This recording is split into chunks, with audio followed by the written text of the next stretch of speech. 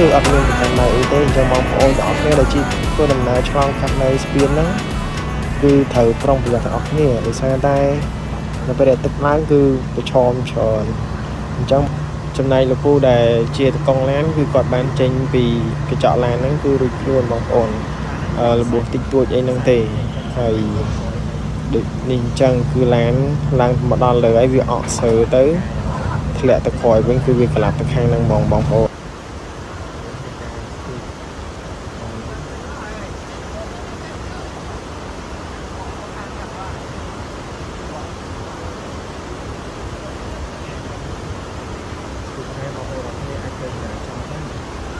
ទឹកមានឡើងតិចតែ